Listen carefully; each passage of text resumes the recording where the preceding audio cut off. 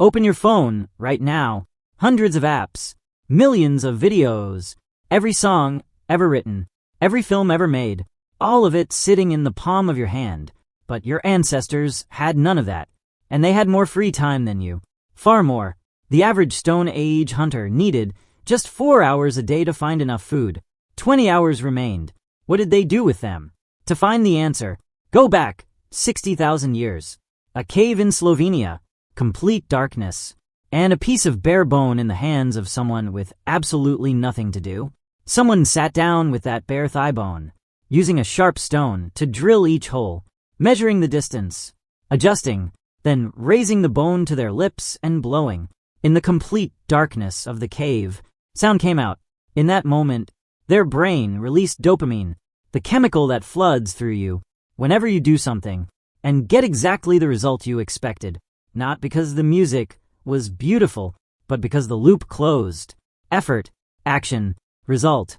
This is a survival learning mechanism that evolution repurposed for something else entirely. Pure pleasure with no survival benefit attached. That bone is now sitting in a museum, 60,000 years old, the oldest musical instrument ever found on Earth. And it was not made by modern humans, but by Neanderthals, the species we usually picture as nothing but grunting and fighting. The next time you turn on music, when you're bored, when you're tired, when you don't know what to do, that is a 60,000-year-old dopamine loop switching on. There is nothing modern about it. 40,000 years ago, a Cro-Magnon in Europe picked up a small ankle bone from a freshly hunted deer. Smooth, compact, with 4 naturally flat sides. They tossed it in the air and watched how it landed, then tossed it again, then again. This was the first dice in human history, originally used to make decisions. Which direction to hunt, when to move camp. But gradually people began playing with it for one reason alone. The feeling of suspense in the moment before the bone hit the ground. Nobody knew what the result would be. And that uncertainty, not the result, was what made them throw it again. The brain releases dopamine, not when you win, but when you are about to win, when the outcome is still undecided, when everything is still possible. That suspended state is the highest dopamine peak the human brain knows. And your ancestors discovered it with a piece of deer bone, tens of thousands of years before neuroscience had a name for it. 5,000 years ago, inside a tomb in Turkey, archaeologists lifted the lid of a burial chamber. No weapons, no gold, just 49 carved stone game pieces in multiple colors, carefully shaped, arranged neatly beside the body. This person had lived an entire life, and the only thing they wanted to take with them was their favorite game. In Egypt, inside the tomb of Tutankhamun, a man who ruled an entire empire and owned more gold than most nations, archaeologists found a Senate board sitting right beside his golden throne. Nobody forced him to bury it there. That was his choice. The gaming industry did not invent that loop. They simply found it in the most ancient part of your brain, then built a $100 billion industry around it. Loot boxes are not a random design choice. They are variable reward schedules, the same mechanism that makes slot machines more addictive than anything else ever studied, applied to the exact feeling of suspense your ancestors found when tossing a deer bone into the air 40,000 years ago. The Hadza of Tanzania, one of the last true hunter-gatherer societies on Earth, roughly 1,000 people, still do this every night. After the meal, when the fire begins to die down, the men stand up and begin the Ipim dance, a rhythmic stomping performed only in darkness, only for each other. The women sit around them and sing. No audience, no practical purpose anyone can explain. When anthropologists asked why they dance, the answer was not about ritual or spirituality. The answer was, because we always have. When a group moves together in rhythm for hours, the body releases oxytocin, and the heartbeats of the participants begin to synchronize, a phenomenon called entrainment, where separate bodies start functioning as a single unit. Pain tolerance rises. The sense of belonging to the group increases to a measurable degree. Tribes that danced together did not dance for enjoyment. They danced to repair fractures after conflict, to prepare mentally for danger, to make the person suffering most in the group feel that they were not alone. A concert, a festival, a football match, where you sit among thousands of strangers and feel an inexplicable closeness to all of them. That is just the Ipim dance with bigger speakers. The Piraha of the Amazon have no mythology, no fiction, no stories about anything they have not directly witnessed. But when a man returns from a hunt with an unusually large fish, the whole group begins singing about that fish. Right then, right there, completely improvised. When rain falls unexpectedly, someone starts singing about the rain.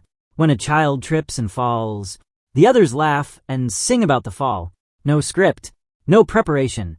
Life happens, music follows. The laughter rate among the Piraha is among the highest ever recorded in any human society. Anthropologists who lived with them describe the feeling of being surrounded by people who continuously find everything around them interesting. Not because their lives are easy, but because their brains have no habit of pulling away from the present moment to worry about moments that have not arrived yet. They do not entertain themselves to escape from life. The life happening right now is what they entertain themselves with. But not all of your ancestors' entertainment was this gentle.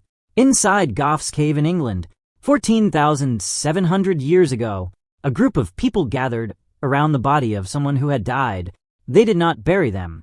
They scraped the flesh from the bones with careful, deliberate cuts, working piece by piece, then used those same bones to carve drinking cups. The skull was kept intact, polished, and passed around the circle. This was not the behavior of starving people. A human body is not an efficient food source compared to a deer. This was ritual, carried out with intention, so that the entire group could move through an emotional experience that could not be found anywhere else. Thousands of years later, the Romans built the Colosseum, not because they were crueler than us, but because they understood something about the human brain that we still refuse to admit. 80,000 people filled the stands each time. Merchants, senators, mothers with young children, all sitting down to watch real people fight each other to the death. When a gladiator fell, and the crowd decided his fate with a turn of the thumb, the atmosphere inside that stadium was something no language can fully describe. 80,000 brains locked in the same biological state, the same adrenaline rhythm, in the same moment. They did not come because they wanted someone to die. They came because the human brain is built to learn from danger, and witnessing danger from a safe distance is the only way to absorb survival lessons without paying for them with your life. For millions of years before the Colosseum, our ancestors sat around fires and listened to stories about dangerous animals, about battles, about death. The brain released adrenaline, the heart beat faster. Then, when the story ended, endorphins flooded in as a reward for having survived the tension. The Colosseum was simply an upgraded version of that fire. The same mechanism, with a more vivid performance and a stronger sensation. Horror films, true crime podcasts, accident videos, you cannot stop watching even though they disturb you. Your brain is doing exactly what it was built to do, from long before our species learned to write. And then there is the storyteller, the oldest and the healthiest of everything.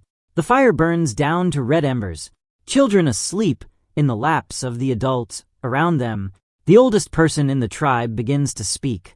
Nobody told him to, nobody paid him to, but everyone goes quiet, from the 3-year-old child to the most seasoned hunter in the group. Researchers at Princeton placed listeners inside brain scanners while someone told them a story. The listener's brain began firing in the same regions, at the same rhythm, as the speaker's brain. They were thinking together, without knowing it. Hearing a story about a leopard attack activates the brain almost identically to actually being attacked by a leopard, because the human brain is built to learn from other people's experiences as though they were its own. Netflix, podcasts, the novel you planned to read one chapter of before sleeping, but finished at 3 in the morning. All of it is just a campfire with a bigger screen. Netflix autoplay removes the only moment you could decide to stop, the gap between 2 episodes, because their engineers know the human brain cannot tolerate an unresolved story loop. They are not exploiting your habits. They are exploiting the most ancient part of your brain, the part built when your ancestors needed it to survive, not to watch one more episode at midnight. Your ancestors got bored, picked up a bare bone, and created the first musical instrument on Earth. Still here 60,000 years later.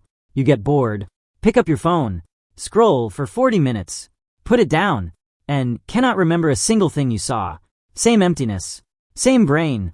The difference is that what was placed in your hand was designed by people who understand your brain better than you do, and they learned everything they know from the same place all of us come from hundreds of thousands of years of history, recording what human beings do when they have nothing else to do.